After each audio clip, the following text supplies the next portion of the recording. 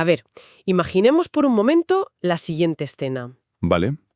Un médico rural, de pueblo, sostiene un bisturí sobre el brazo de un niño sano de 8 años. Le hace 2 cortes, así, superficiales, e introduce en las heridas pus. Pus extraído directamente de una vaca enferma. Madre mía, qué imagen. Y lo peor no es eso. Unas semanas después, este mismo médico intenta contagiar a ese niño de forma completamente deliberada con viruela humana. O sea, una de las enfermedades más letales y desfigurantes de la historia de la humanidad.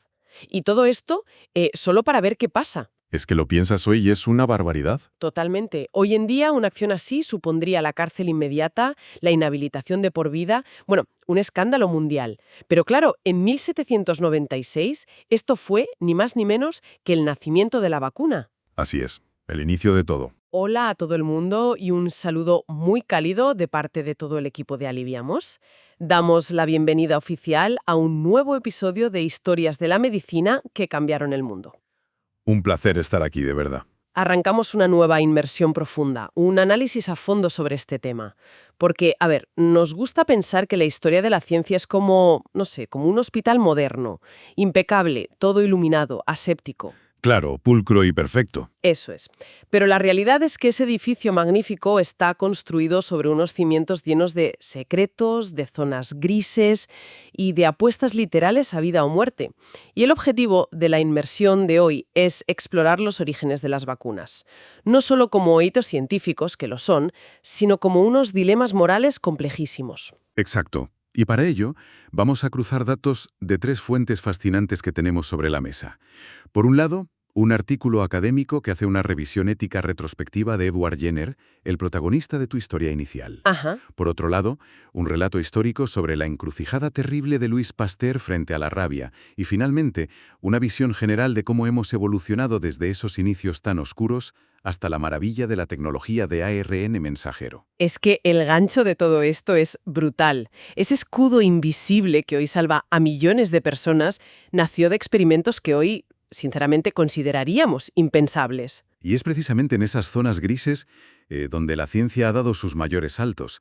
El viaje que vamos a hacer hoy, desde esa intuición artesanal en un establo hasta la ingeniería de precisión actual, está lleno de claroscuros éticos que han definido, todo lo que es la medicina moderna. Pues vamos a meternos de lleno en el tema. Viajamos al segmento 1, a la Inglaterra rural de finales del siglo XVIII.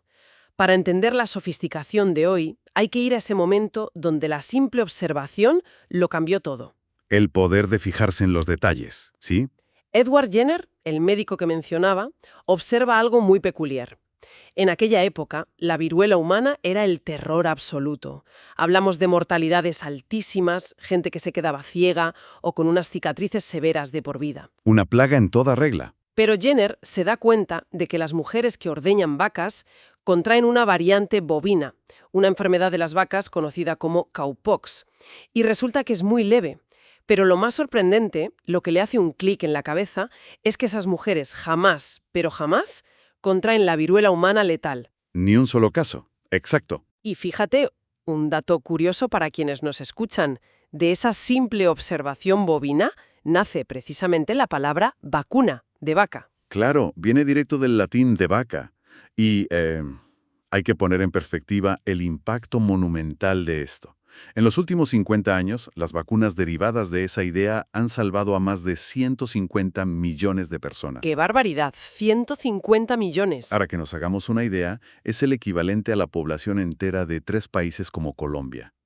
Es un triunfo sin parangón en la historia de la salud pública. Pero claro, volvemos al experimento inicial. Jenner hace esos cortes al niño de 8 años, le mete el pus de la ordeñadora y luego lo expone a la viruela letal para comprobar si es inmune. A ver, analicemos esto, porque es que me vuela la cabeza.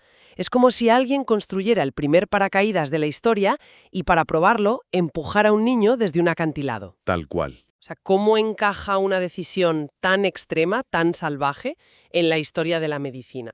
Bueno, pues encaja abriendo una auténtica caja de Pandora ética. El resultado fue un triunfo médico incuestionable. El niño sobrevivió y no enfermó.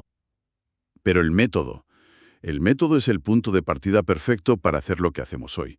juzgar el pasado con las herramientas del presente. Entramos entonces en el segmento 2, el juicio bioético del siglo XXI a Edward Jenner. Porque el éxito médico, por muy grande que sea, no lo exime del escrutinio moderno, ¿verdad? En absoluto, pasamos de celebrar el descubrimiento a plantear una especie de, bueno, los académicos lo llaman una ucronía bioética. Una ucronía bioética, me gusta el término. Consiste en preguntarse qué pasaría si Jenner presentara este protocolo de experimento hoy en día a un comité de investigación. Supongo que lo echarían a patadas del hospital. Directamente llamarían a la policía, sí.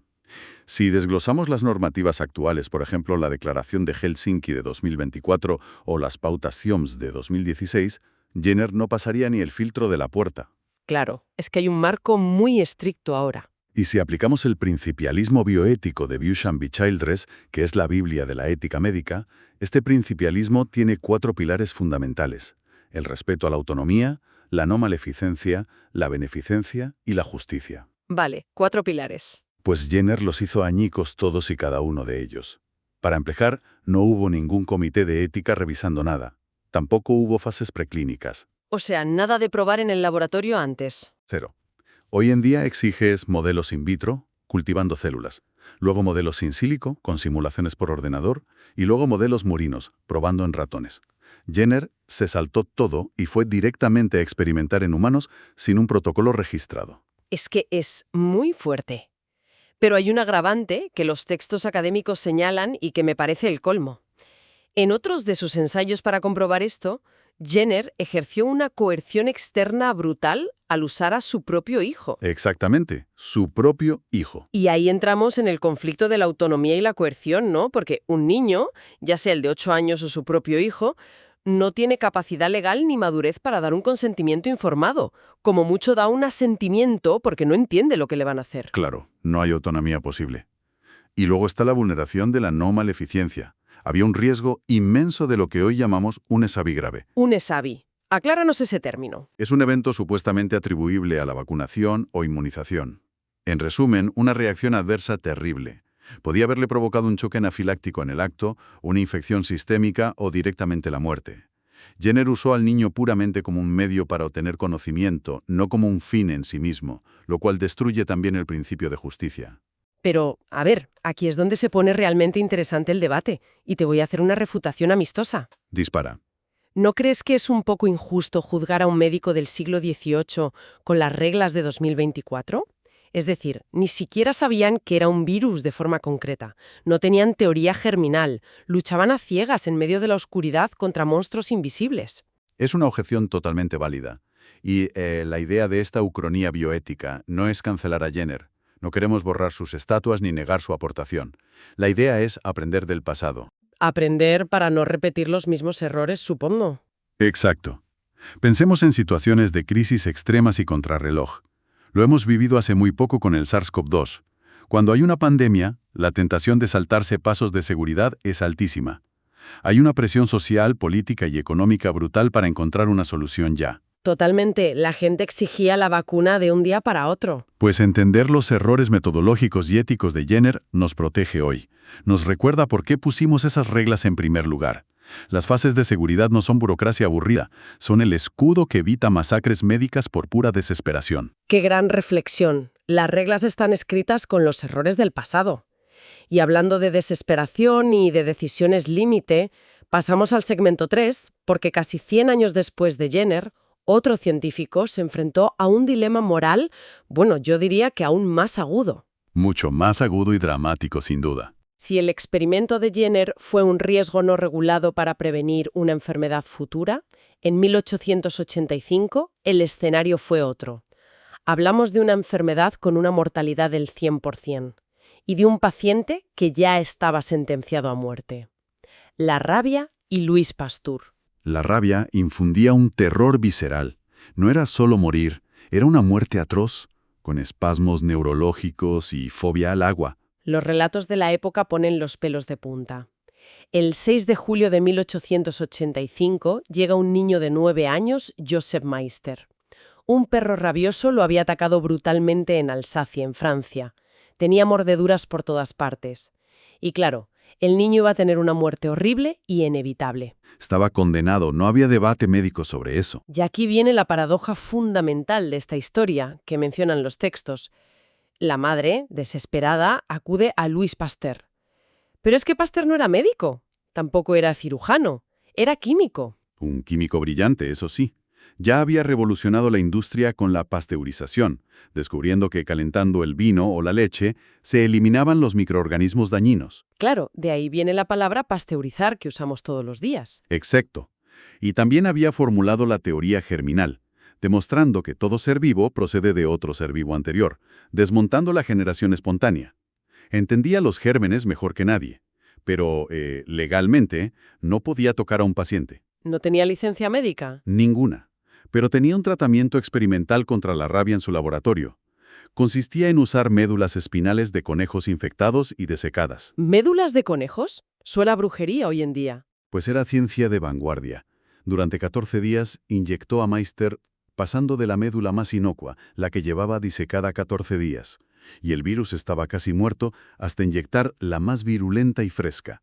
Es decir, para que nos hagamos una idea, Pasteur estaba jugando una ruleta rusa, microscópica. Estaba inyectando fuego cada vez más caliente en el cuerpo del chaval, cruzando los dedos para que el cuerpo aprendiera a defenderse antes de que la rabia original del perro lo consumiera. Esa es la metáfora perfecta. Y el terror moral que sintió Pasteur fue gigantesco. Experimentar en un humano iba contra todos sus estrictos principios de laboratorio.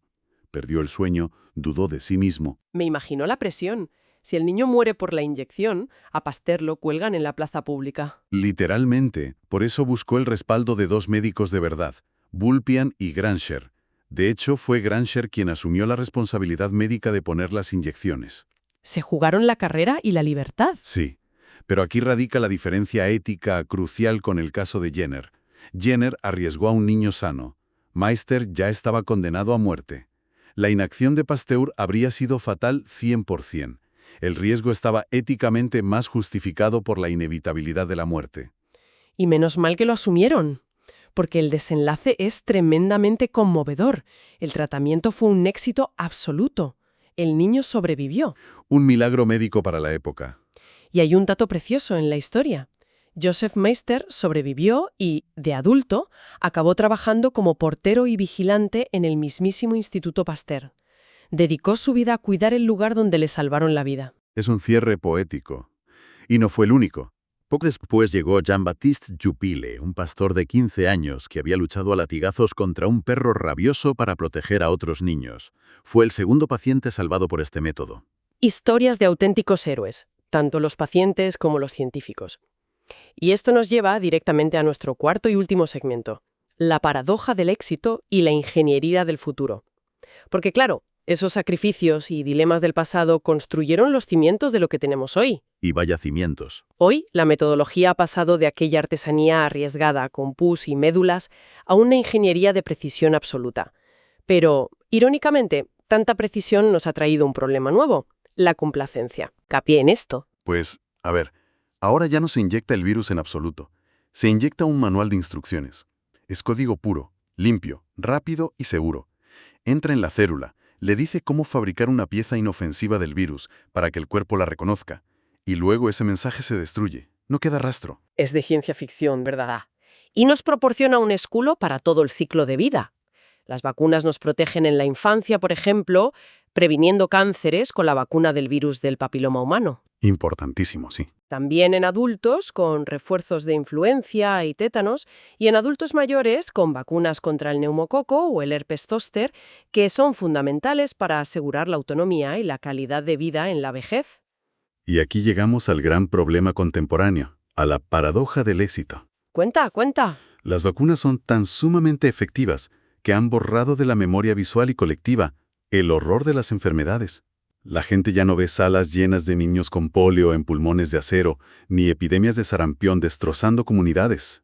Ojos que no ven, corazón que no siente, ¿no? Exacto. Al no ver la enfermedad, el miedo desaparece. La población baja la guardia. Y tristemente, mucha gente decide dejar de vacunarse o no vacunar a sus hijos. A ver si lo entiendo, y para que la audiencia lo visualice, ¿qué significa todo esto en la práctica? Es como tener un sistema de seguridad de última generación en casa con alarmas y cámaras, pero decides dejar la puerta principal abierta de par en par simplemente porque hace años que no ves a un ladrón por tu barrio. Es la analogía perfecta. Y claro, peor aún, dejar los esquemas de vacunación a medias permite que los virus encuentren esos, digamos, agujeros en el escudo colectivo, y entonces entran y mutan. Ese es el peligro real, y hay que subrayar el contexto del mundo globalizado en el que vivimos. En la época de Pasteur, un virus tardaba meses en cruzar el océano en barco. Hoy, un patógeno mutado cruza el planeta en un avión comercial en cuestión de 12 o 14 horas. En un abrir y cerrar de ojos lo tienes en la otra punta del mundo. Por eso el escudo tiene que ser colectivo para funcionar. La inmunidad de rebaño no es un capricho, es una necesidad biológica. Si tú dejas la puerta abierta, el ladrón no solo entra en tu casa, sino que usa tu casa para colarse en la de tus vecinos más vulnerables. Qué gran verdad y qué gran responsabilidad tenemos todos. Y bueno, vamos acercándonos al final de nuestra inmersión de hoy. Ha sido un viaje fascinante, desde las vacas de Jenner hasta el código genético del ARN mensajero. Sin duda, pero me gustaría dejar una reflexión final, una especie de pensamiento provocador para que quienes nos escuchan le den vueltas. Adelante, somos todo oídos. A ver, a medida que la medicina avanza hacia fronteras increíbles, como la edición genética, cortando y pegando ADN, o el uso de la inteligencia artificial para crear y predecir patógenos sintéticos, cabe preguntarse algo muy serio. ¿El qué? ¿Estamos realmente preparados para los nuevos dilemas morales del futuro? ¿O llegará el día en que, frente a una crisis global sin precedentes, nos encontremos frente a nuestra propia versión del niño de 9 años y tengamos que decidir entre seguir la ética escrita al pie de la letra o apostarla todo para salvar la vida humana? Ostras, es una pregunta que pone los pelos de punta, porque la tecnología avanza más rápido que la ética, siempre. Siempre ha sido así. Pues con esa gran reflexión cerramos nuestro análisis de hoy. Al finalizar el episodio, los presentadores de Aliviamos, que somos parte del equipo de Aliviamos, agradecemos enormemente por la compañía. Ha sido un placer compartir este rato. Y no nos vamos sin invitar a los oyentes a escuchar el próximo miércoles el podcast de Aliviamos. Cuidamos con el corazón. Eso es, un espacio enfocado en cuidar, orientar y apoyar a los cuidadores y al personal asistencial, que son el pilar de todo esto. Y el próximo sábado los invitamos a un nuevo episodio de Historias de la Medicina que cambiaron el mundo. Un espacio, como siempre, para honrar y destacar el aporte de médicos y científicos que han ayudado a la humanidad con increíbles desarrollos y descubrimientos, trabajos que han permitido mejorar su calidad de vida y dar nuevas oportunidades a millones de personas. Muchísimas gracias por estar ahí. Gracias y hasta la próxima.